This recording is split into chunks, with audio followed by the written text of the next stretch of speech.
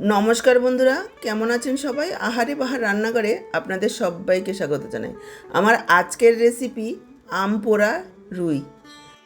কাঁচা আম দিয়ে রুই মাছের পাতলা ঝোল বা মাছের টক তো আপনারা সবাই খেয়েছেন। একবার এইভাবে আম পোড়া রুই খেয়ে দেখুন, গরমে তৃপ্তি করে খাবেন। এটা যেমন বানানো সহজ, খেতেও দুর্দান্ত স্বাদের হয়। আশা করছি আজকের এই আম পোড়া রুই মাছের টক আপনাদের নিশ্চয়ই ভীষণ ভালো লাগবে। তো চলুন আর দেরি না করে রেসিপিটা দেখে নেওয়া যাক। আম পোড়া রুই মাছের ঝোল রান্না করার জন্য দেখুন আমি এখানে একটা কাঁচা আম নিয়েছি। কাঁচা আমটাকে একটু ফাটিয়ে মাঝখান দিয়ে কয়েক কোয়া রসুন দিয়েছি। এবার আমটাকে হয়তো একটা কাঁটা চামচের সাহায্যে এভাবে ঘুরিয়ে ঘুরিয়ে পুড়িয়ে নিতে হবে, একেবারে কালো করে। আর না হয় এইভাবে একটা ছাঁকনির সাহায্যে এভাবে একটু ঘুরিয়ে ঘুরিয়ে পুড়িয়ে নিতে হবে।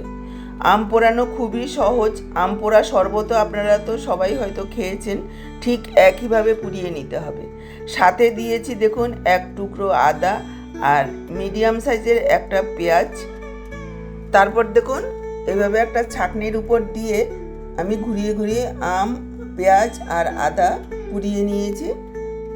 আম পুড়তে খুব বেশি সময় লাগে না, জাস্ট 2 থেকে 3 মিনিটের মধ্যে খুব সুন্দরভাবে পোড়ানো হয়ে যায়। দেখুন আমটা খুব সুন্দরভাবে পোড়ানো হয়ে গেছে। এবার আমি গ্যাস অফ করে নামিয়ে নেব। তারপর দেখুন দিয়েছি 4টে কাঁচা লঙ্কা। কাঁচা লঙ্কাটা আপনারা ঝাল বুঝে যোগ করবেন। কাঁচা লঙ্কাগুলোকেও একটু পুড়িয়ে নিচ্ছি। কেউ যদি মনে করেন যে কাঁচা লঙ্কা না দিয়ে শুকনো লঙ্কা দেবেন, তাও দিতে পারেন। পুড়িয়ে আমি সাইডে রেখে দিচ্ছি। আর এদিকে দেখুন নিয়েছি রুই মাছ। এটা আমি রুই মাছ দিয়ে করছি, আপনারা যে কোনো জ্যান্ত মাছ দিয়ে এটা করতে পারবেন। মাছগুলোকে খুব ভালোভাবে ধুয়ে পরিষ্কার করে নিয়ে এসেছি। এবার দেখুন দিয়ে দিলাম পরিমাণ মতো লবণ, দিয়ে দিচ্ছি একটু হলুদ গুঁড়ো,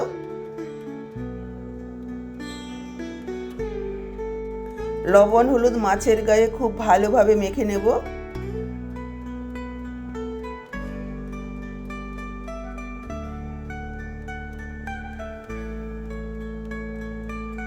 দেখুন এইভাবে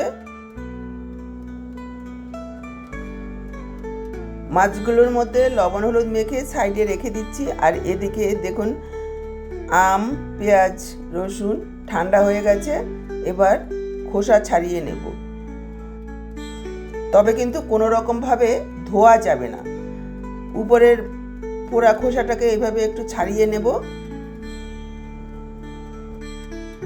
একটু আধটু পোড়া খোসা থেকে গেলে কোনো রকম অসুবিধা হবে না, তাতে খুব সুন্দর একটা স্মোকি ফ্লেভার আসবে, খেতে বেশ ভালো লাগবে। আমটা দেখুন পুড়ে খুব সুন্দর নরম হয়ে গেছে। এবার ভিতরের বীজের অংশটা ফেলে দিলাম। এবার ভেতরের যে বীজের উপরে একটা সাদা লেয়ার থাকে সেটাও ফেলে দেব। আর উপরের খোসাটাকেও এভাবে ছাড়িয়ে নেব। চাইলে একটা চামচের সাহায্যে এভাবেও ছাড়িয়ে নিতে পারবেন।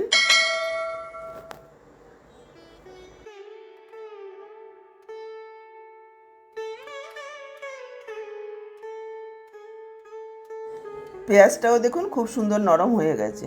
উপরের পোড়া খোসাটা বাদ দিয়ে দেব আর টুকরো করে কেটে নেব।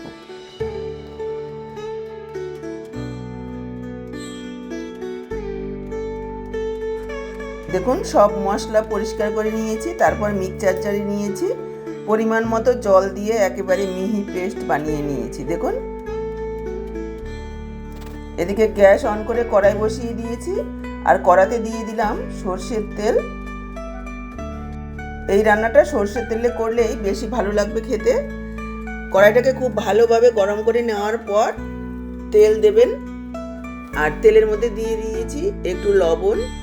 এইভাবে একটু গরম তেলে লবণ দিয়ে কড়াইয়ের চারিদিকে ছড়িয়ে দিলে মাছগুলো আর কড়াতে একদমই লেগে যাবে না, আর মাছ ভেঙেও যাবে না।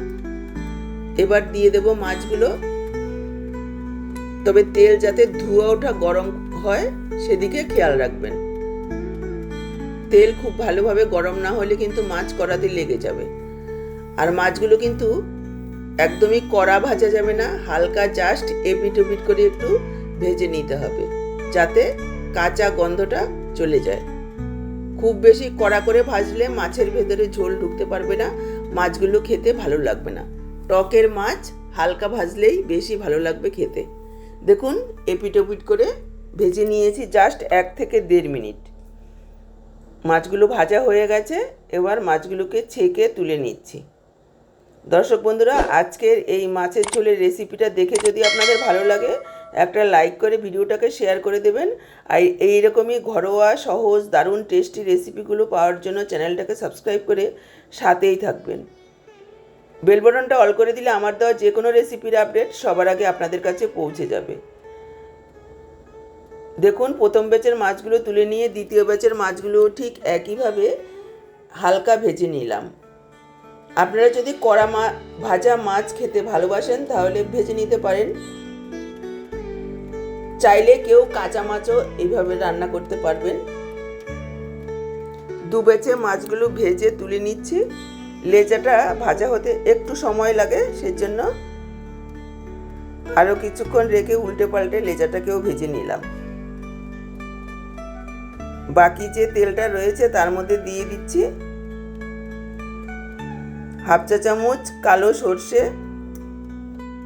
মাছের টক রান্না করার সময় খুব বেশি তেলের প্রয়োজন হয় না, জাস্ট মাছ ভাজতে যতটুকু তেলের প্রয়োজন হবে ততটুকুই যথেষ্ট। এবার দেখুন দিয়ে দিলাম বেটে রাখা মশলাটা, মিক্সচার জার ধুয়ে অল্প জল। মশলাটাকে নাড়াচাড়া করে একটু মিশিয়ে নেব।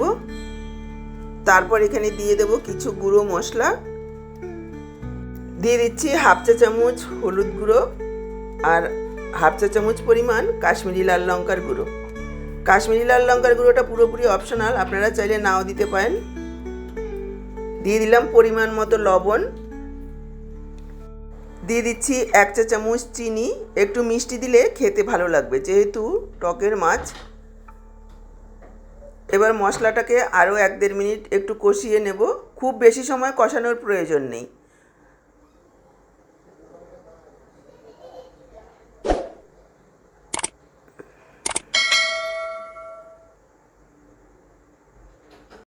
যদি খুব বেশি চিটতে শুরু করে এইভাবে একটু হালকা ঢেকে দেবেন, ঢেকে দিয়ে 1-1.5 মিনিট একটু কষিয়ে নিতে হবে।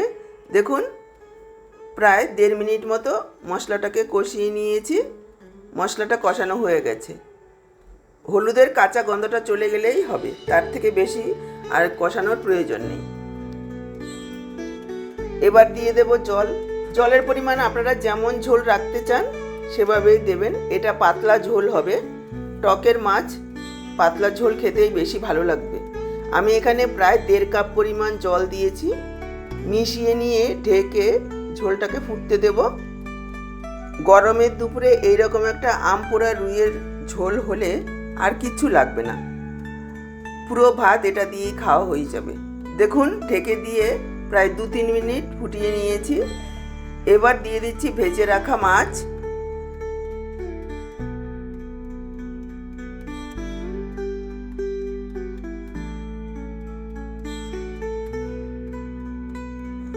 মাছগুলোকে একটু ঝোলের মধ্যে ডুবিয়ে দিয়ে ঢেকে 8 থেকে 10 মিনিট রান্না করব। এই সময় দেখুন আমি নিয়েছি কয়েকটা কারি পাতা।